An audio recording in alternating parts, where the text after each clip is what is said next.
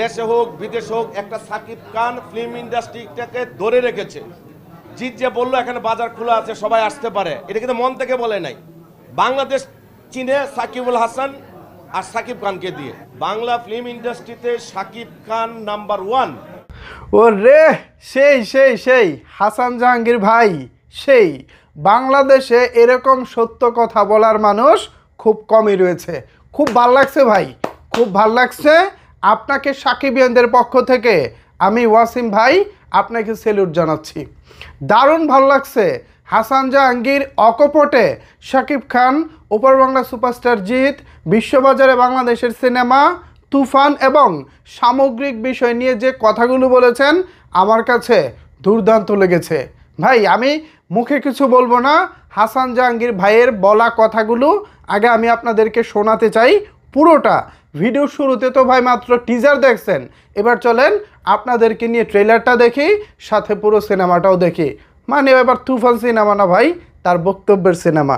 So চলেন হাসান জাহাঙ্গীর ভাইয়ের কথাগুলো আগে শুনি, তারপর তার কথার ব্যাখ্যা করার চেষ্টা করব। সো চলেন দেখা যাক।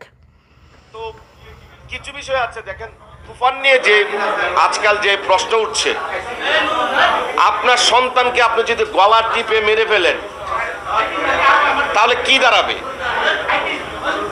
আপনার ভবিষ্যতে ভরণ পোষণ কে করবে? বাংলা ফিল্ম ইন্ডাস্ট্রিতে সাকিব খান নাম্বার 1 আমি মনে করি। আমি তার প্রিয়তমা দেখেছি আমেরিকাতে, বাংলাদেশেও দেখেছি, গুলোই দেখেছি দেশের বাইরে। এই তুফান সিঙ্গাপুরে বাম্পার, আমেরিকাতে বাম্পার, দুবাইতে বাম্পার। আমাদের পার্শ্ববর্তী যে দেশগুলা আছে, দেশ আছে, তারা কি কখনো চেয়েছে যে বাংলাদেশের ফিল্ম ইন্ডাস্ট্রি আপডেট হোক, আমরা আপডেট হই? বলুন আপনারা।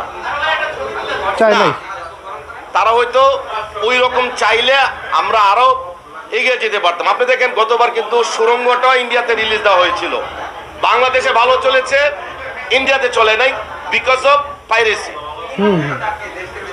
আরেকটা জিনিস দেখেন, আমাদের দেশে যখন আমরা দেব বা জিতকে নিয়ে আসা হয় বা ওই দেশে কোনো নায়ক নায়িকা আনা হয়, তাদের আমরা অনেক রেসপন্স করি, সাংবাদিকরা সম্মান করি, আমাদের সাকিব খানও করে।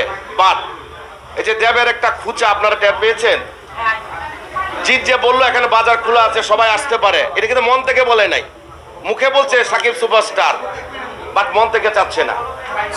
আমরা কিন্তু তাদের ভালো চাই। আমরা আমাদের প্রত্যেকটা ঘরে ইন্ডিয়ান চ্যানেল আছে, আমাদের চ্যানেল কি ইন্ডিয়াতে আছে? নাই, আমরা পাচ্ছি না। কেন পাচ্ছি না?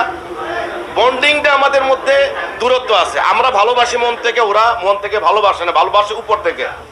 তা আমি তুফান নিয়ে একটা কথা বলবো, তুফান সুপার হিট। দেশে হোক বিদেশে হোক একটা সাকিব খান ফিল্ম ইন্ডাস্ট্রিটাকে ধরে রেখেছে। কিছু লোকের কাছে বিতর্কিত থাকবে, এটা সারা জীবন। আমি বললাম না, কোনো সংগঠন না। আপনি যে আপনার ফ্যামিলিতে আছেন, আপনার ওয়াইফের সাথে কি আপনার মনোমালিন্য হয় না? তা ফিল্ম ইন্ডাস্ট্রিতে কেন হবে না? এটা তো একটা বড় জায়গা। তাহলে সাকিবের তো শত্রু থাকবে, এটা স্বাভাবিক। বাট সাকিব খান মুসরে যাওয়া, দুমরে যাওয়া ফিল্ম ইন্ডাস্ট্রি, যেখানে 20 লক্ষ টাকা চলে এসেছিল সিনেমার বাজেট, এখন 10 কোটিতে আসছে, তাহলে আমরা কি তাকে প্রমোট করব না? আমি প্রায় 40টা কান্ট্রি ট্যুর করেছি অলরেডি। বাংলাদেশ চীনে সাকিবুল হাসান আর সাকিব খানকে দিয়ে, এটা আপনাদের স্বীকার করতে হবে। আমি এমন একটা কান্ট্রিতে গেছি, you know Bangladesh, no no no, you know Shakibul Hasan, oh yeah Shakibul Hasan, yeah I know. আমার ভালো লাগার বিষয়, যেই দেশে বাঙালিরা আছে সাকিব খানের ছবি দেখছে, সাকিব খানে এক ডাকে চিনে। এই যে বাংলাদেশকে প্রমোট করছে, দেশের উন্নতির পাশাপাশি সাকিব খান, সাকিবুল হাসান আমাদের দেশকে প্রমোট করছে না। আমরা বড় স্বার্থে বড়ভাবে দেখা উচিত, মনটাকে ক্ষীণ করা উচিত না। আমি মনে করব নতুন যারা ডিরেক্টর আছে, হিমেল আশরাফ, তপু খান, ওরা কিন্তু ভালো বানিয়েছে, বাট তুফান সবচেয়ে বেটার গিয়েছে এই পর্যন্ত রিপোর্ট। প্রিয়তমা ভালো গিয়েছে। আমি আশা করি নেক্সট আরো ভালো হবে এবং আমরা সবাই মিলে সাপোর্ট করব। 1-2 বিচ্ছিন্ন ঘটনাতে থাকবে, এগুলো আমরা না ধরি, আর সবাই সুন্দর মন নিয়ে এগিয়ে যাই। ডিরেক্টর তো অবভিয়াসলি অগ্রগতি করেছে, এটা আপনাকে স্বীকার করতে হবে। আপনি দেখেন আমাদের যখন সমিতি ছিল না, তখন কিন্তু বিচ্ছিন্ন অনেক ঘটনা ঘটতো। এখন কিন্তু অনেক ঘটনা ধামাচাপা পড়ে গেছে।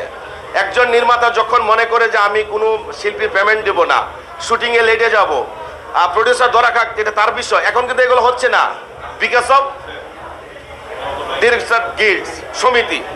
এই সমিতি হচ্ছে আমি মনে করি বাপ মা, ডিরেক্টরসের বাপ মা হচ্ছে একটা সমিতি। এই জায়গায় অভিযোগ করা যায়, এই জায়গায় তো সমাধান হয়, এই জায়গায় সিনিয়ররা আসে, এই জায়গাতে শিকার বিষয় আছে। তো সো ডিরেক্টর সমিতি অবভিয়াসলি আমাদের দরকার আছে। পাশাপাশি প্রত্যেকটা সমিতি, শিল্পী সমিতির জন্য শিল্পী সমিতি দরকার, শিল্পীদের জন্য, রাইটারদের জন্য রাইটার সমিতি আমাদের যে আছে এটা দরকার, প্রডিউসারদের জন্য প্রডিউসার সমিতি দরকার, আমাদের সব আছে। বাট ওই যে বললাম বন্ডিংটা দরকার, শুধু বন্ডিংটা লাগে। ইয়েস, আমাদের একটা বন্ডিং দরকার। ইনি হচ্ছেন হাসান জাহাঙ্গীর ভাই। এক সময় আমাদের ঢাকায় চলচ্চিত্রে কাজ করেছেন, পাশাপাশি এখন তিনি ছোট পর্দায় কাজ করতেছেন। এছাড়া একজন নির্মাতা হিসেবে তিনি এই পর্যায়ে বেশ সফল একজন নির্মাতা হিসেবেও নিজেকে আবিষ্কার করেছেন।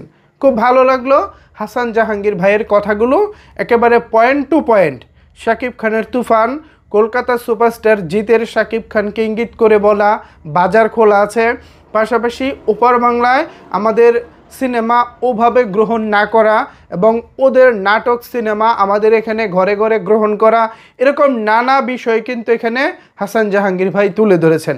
পাশাপাশি এখানে মোস্ট ইম্পর্ট্যান্ট একটি কথা তিনি বলেছেন, আমাদের সিনেমার বাজেট যেখানে 20 লাখে নেমে এসেছিল, সেখান থেকে শাকিব খান জাম করে 10 কোটিতে নিয়ে গেছেন। এইটা আসলেই ভাই দারুণ দারুণ একটি কথা বলেছেন। এরকম সুন্দর কথা, এরকম সাহসিকতার সহিত কথা কয়জনে বলতে পেরেছেন বাংলাদেশে? পাশাপাশি এই যে শাকিব খান বহির্বিশ্বে বাংলা চলচ্চিত্রকে রিপ্রেজেন্ট করতেছেন, এইটা কি কেউ স্বীকার করে? এটা কিন্তু শাকিব খানের পক্ষে যারা আছেন তারা তো বলেই, আমরা যারা আছি তারা তো বলি, বাট শাকিব খানের বাইরেও যারা ফিল্ম ইন্ডাস্ট্রিতে কাজ করতেছেন, আমাদের ঢাকায় সিনেমায় যারা কাজ করতেছেন, তারা কিন্তু ওভাবে স্বীকার করে না। এছাড়া আপনারা খেয়াল করে দেখবেন, হাসান জাহাঙ্গীর ভাই একটা বিষয়, আরেকটা বিষয় নোট করেছেন যে আমার সন্তান বা আমার ছেলে যেমনই হোক, তার ভালো কাজগুলোকে কিন্তু অ্যাপ্রিসিয়েট করতে হবে। ইয়েস, আমাদের অবশ্যই ভালো কাজগুলোকে অ্যাপ্রিসিয়েট করতে হবে। একজন শাকিব খান তো ভাই দেখেন, ইন্ডাস্ট্রিতে মিনিমাম ধরেন 500 পরিচালক আছে। এখন সবাই হয়তো মনে মনে চায়, প্রকাশ্যে কেউ বলে না, কিন্তু আমি যেটা জানি তাদের সঙ্গে অফ স্ক্রিন কথা বলে যতটা বুঝেছি, প্রত্যেকেই চায় শাকিব খানকে নিয়ে কাজ করতে। বাট সবাই তো শাকিব খানকে অ্যাপ্রোচ করতে পারবো না, সবাই তো শাকিব খানকে ধরতে পারবো না, সবাই শাকিব খানকে নিয়ে কাজ করার সামর্থ্য রাখে না। বাট তারাও চায় শাকিব খান তাদের সঙ্গে কাজ করুক। এখন ওই যে বললাম অ্যাপ্রোচ করতে পারবো না, বাট তারপরেও তারা চায়। এখন ওই চাওয়ায় আর না পাওয়ায় তারা হিংসার বর্ষবর্তী হয়ে অনেক সময় অনেক কথা বলে ফেলে এবং বলে যাচ্ছে। এটাই হচ্ছে আমাদের ইন্ডাস্ট্রির একটা মূল ধরন। তো এই সব বিষয়ে নিজেদের মধ্যে না রেখে কিভাবে ইন্ডাস্ট্রিকে এগিয়ে নেওয়া যায় এবং কিভাবে ভালো ভালো কাজ করা যায়, আই থিঙ্ক সেই বিষয়গুলোতে আমাদের খেয়াল করা উচিত। তো এই বিষয়টাকেই কিন্তু হাসান জাহাঙ্গীর ভাই এখানে ম্যাক্সিমাম সময় এনশিওর করার কথা বলেছেন। ওভারঅল সব কিছু মিলিয়ে আমার ভালোই লেগেছে হাসান জাহাঙ্গীর ভাইয়ের কথাগুলো। এখন ভিউয়ার্স, পুরো কথা আপনারা শুনেছেন। এ বিষয়ে যদি আপনাদের কোনো কিছু বলার থাকে তাহলে অবশ্যই সেটি নিচের কমেন্ট বক্সে জানাতে পারেন। ধন্যবাদ সবাইকে সম্পূর্ণ ভিডিওটি দেখার জন্য।